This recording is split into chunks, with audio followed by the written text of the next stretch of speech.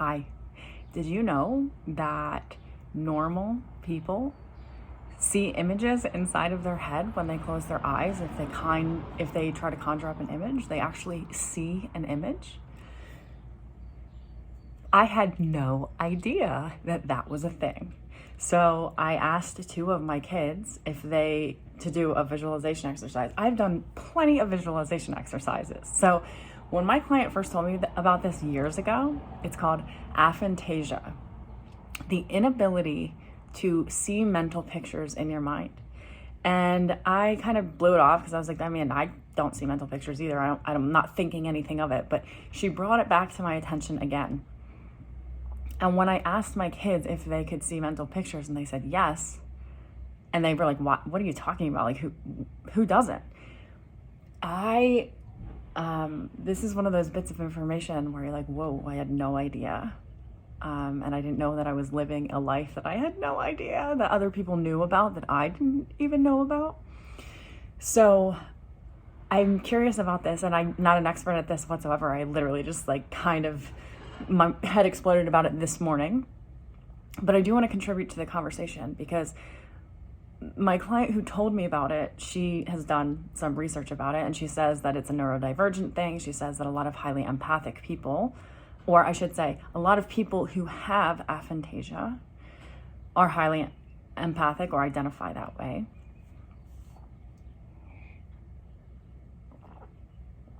And that just hit my body so hard because I had this felt sense of like being a baby in a crib and not having any visual representation. Like nobody was there, right? But I could feel people in the background. And that sensation has never left, like that. And is it the chicken or the egg? I'm not sure. That's why I want to contribute to this conversation, because my first thought when my client told me this is, I wonder if this is because we come from families that looked the part, but it felt horrible. And so I'm wondering if we used our sixth sense basically to rationalize and position ourselves on a planet that made sense to us because the visuals didn't match the energetics going on. So if I go to visualize, say, the number 2, I don't see a number 2. I literally, if I close my eyes and try to see a number 2, I would have to mentally pick up my hand and draw it. And what I would experience in my inner landscape is the felt sense of drawing out the number 2. So if you asked me to see somebody's face, I wouldn't be able to see their face, but and if you ask, say, like seeing the contours, if I'm like thinking of Chris's face and like the contours of his cheek, I wouldn't be able to see that, but I can feel it sensationally and almost like the contours of gravity energetically. So I know that I'm thinking about Chris, and I know that I have some sort of sensational imagery of him, but I do not have a mental picture. I thought that's how everybody worked. I didn't know that people could literally close their eyes and see pictures. So when I'm thinking about this, she also said that because my daughter, she's 7, she said, "Mommy, all of my memories are in pictures and in feelings." And I was like, oh my God, because I remember all the time my mom would say, you only remember the negative. You only remember the negative. And I just had this kind of whiplash effect when my daughter said that her memories are in pictures and feelings, because if a person with aphantasia only has the felt sense of a memory, but no visual to go with it, so they don't feel safe in their inner world, because there's no visual. It's like, I remember my mom like hitting me, but I don't feel the visual of like the safety of like, I don't know. I don't want to get too into it, but like that sense of, you could look at a picture from your childhood and go, oh, that's interesting that was me, but I remember being there and I felt horrible in there. And the visual representation in my mind was never positive because it was never there. I only ever had felt sensations to make sense of my experiences. which now I'm going, maybe that's what makes me really good at what I do, because I'm going to venture to guess, if you're here or you're a reader of mine, I am like a sketch artist of the mind.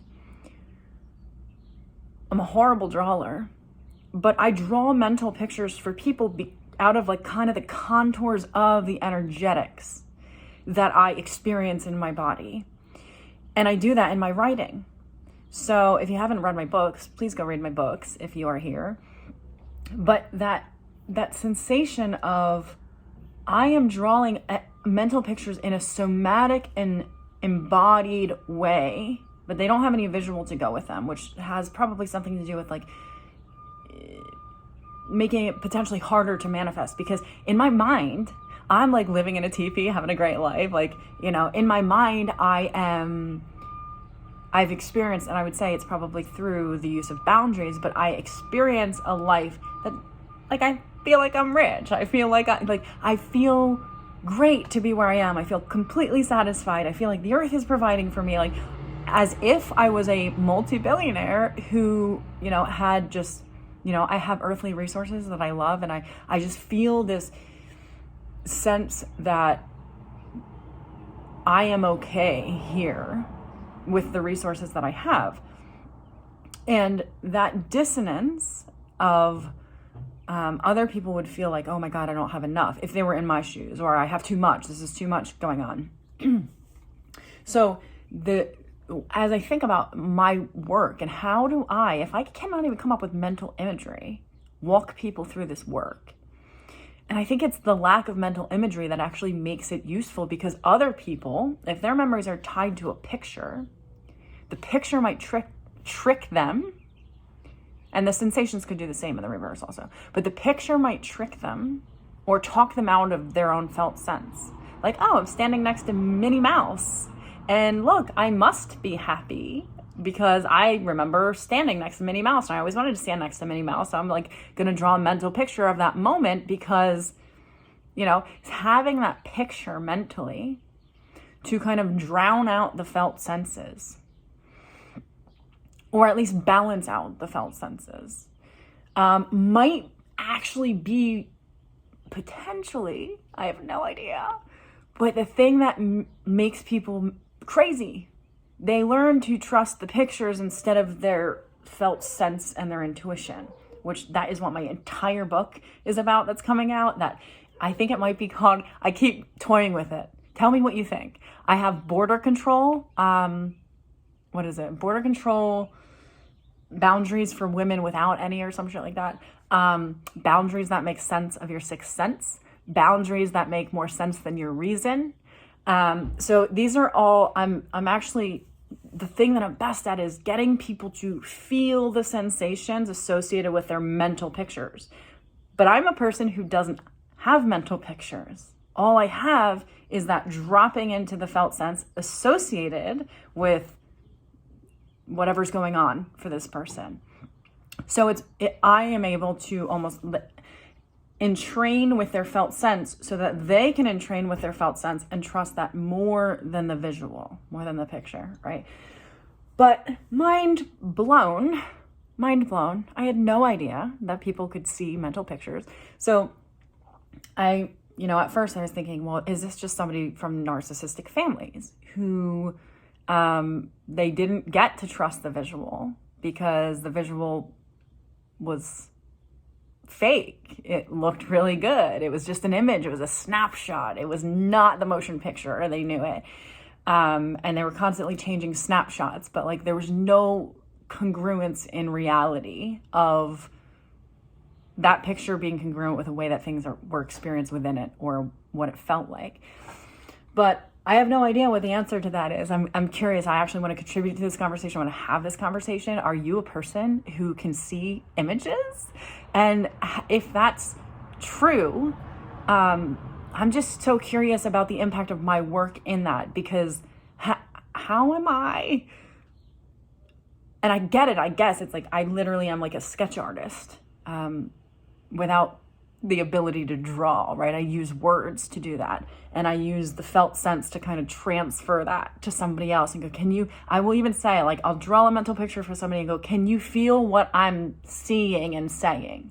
I never say, can you see it?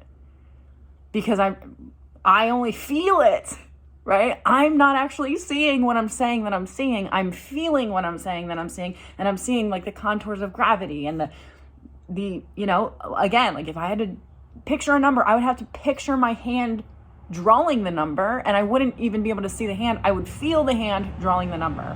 So this is called aphantasia. I had no idea. Sarah said it's associated with neurodivergence and highly empathic people. I'm just very curious about, is that the chicken or the egg? Was I left in my crib with no visual to go with this sense of like hunger and despair and needing somebody? So all I had to rely on was my intuition that like, oh, there is somebody around me, but they're not going to come if I cry anyway. So let's just rely on the felt sense instead of the visual.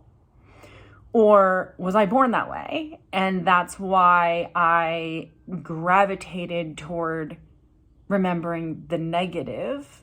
I don't do that now. I don't necessarily like stick to the negative memories that I have, but my memories are, again, they're in felt senses. I have great spatial relational awareness.